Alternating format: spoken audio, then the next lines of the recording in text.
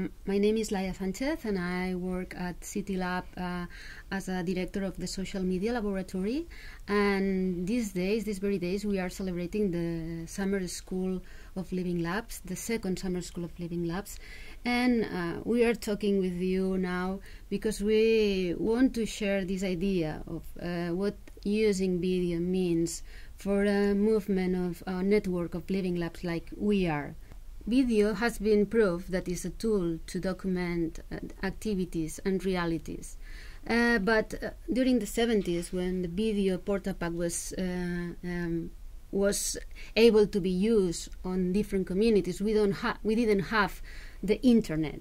But video and internet, we have realized that is such a powerful tool because we can meet the faces that are in the other side of the wall, and we can see the people there, and we can just by looking at, we know a lot of things of them, and we can identify what is similar to us and what is different from them.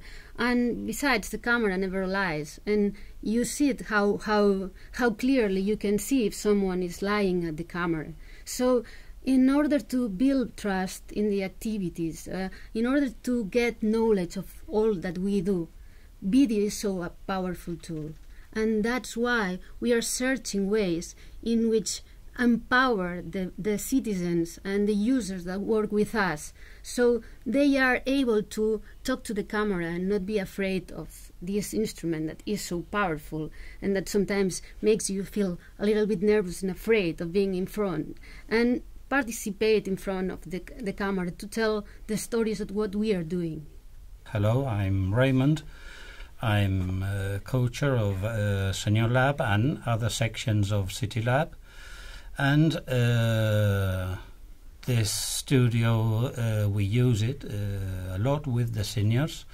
The first thing we do is show them what this studio is, how it works, and staying close, we have tucked the cameras to bits and put them back together so that they know how they work. After this, well, they started using all the system of the studio, lighting, sounds, videos. They even put up their own videos, and what would they do is they decide their own project, and here on a round table they debate about this project. Then they take it into the computer, they do it up, make sure that everything is all right, and after that we put it on our social network. We have empowered the senior, this elderly group of elderly Yes. people, and now they have become the designers and the producers of their own program. So this user-generated content has another meaning if they are able to use the tool properly. So the value that they can create by themselves now is very high. And now they can use this tool for any of the projects that they are going to do. And we can replicate this because media is, you can do some media literacy. It's not as difficult as something impossible to be done, but like it's digital literacy, media literacy has to be together. And we strongly believe that it's an empower. It is a powerful tool. And even we do streaming, direct streaming, with the tools that they have now in their hands that they never believed before they would be able to use. And sometimes seniors don't want to be on the public arena from the beginning, but when they get comfortable, they get comfortable, they do the streaming, they do the debate, they do everything. They work on the projects and they like using this new tool for them. We have used it with the kids that come on summer and they come to the studio. They understand by doing what is the television, because they see television, they watch television, or they watch videos on internet. But when they are the producers and they tell their own stories and they design the background and they animate the background, then they present what they have done. They understand perfectly what does of the TV on internet means, but just by doing, just in an hour or so, no? Then they can develop more things and complex things, but they can use it as a tool to explain and to explore a lot of things. They are like building their own identity, and they can use it as a tool to be creators and to create their ideas and to make their dreams on audiovisual format.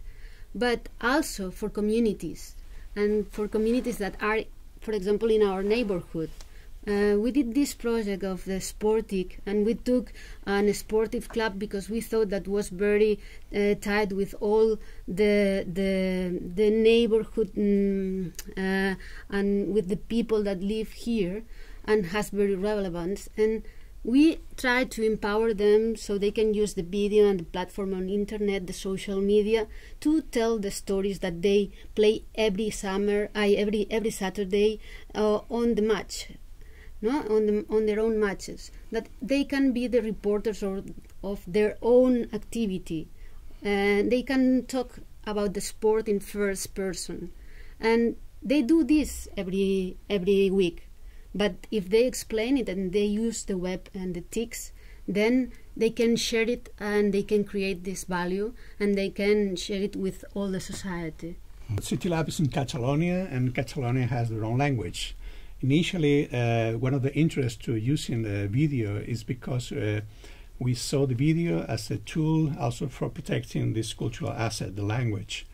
And if we consider that we have this crazy idea, no, that innovation is for everyone, every human being in the planet, and you consider that we have 6,000 languages, and a lot of them without a scripture, you will see that you will really realize the idea that innovation, the Living Labs, is for everyone.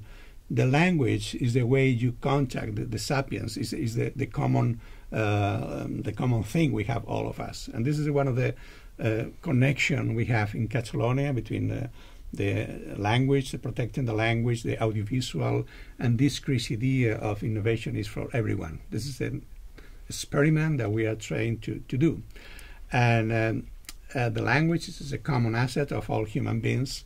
And this is another important thing, is the action.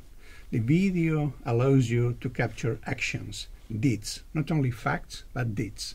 And deeds is where you realize that you should invent an artifact. I mean, our projects ended with something new, some social artifacts, some mechanical artifacts, and the videos allows you to capture the process where the people develop this project, this action that ends in some facts, in some social artifacts.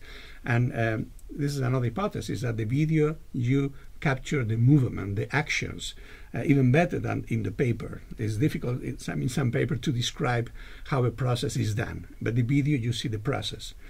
In that sense, we are discovering that the video can be used, a powerful use for innovation, not only for imagination of fictions, not only for documentary, the facts, but also for documentary, the deeds, the action process you develop in the Living Labs to invent something new, to innovate. And this is why we are trying to use video so as much as possible connected with the networks as IILLSS, and even offering the possibility that not only professional video producers, but kids, youngers, adults, and seniors, all the human family could develop and learn this tool. It's a learning to innovate tool. Nowadays we have in our pockets these mobiles that has cameras, so almost everybody is a cameraman, and the video is very tied to us. It's like an extension to us, so we can use it to almost everything that we do, and this that we have in the pocket is connecting us with almost every part of the world. So if we don't use the video to communicate what we are doing, we are like not visible for the rest. So it's very important to tell our story, and in this case to tell Living Labs' story, to become visible and to be part of this real or new real knowledge society. And that's maybe the point.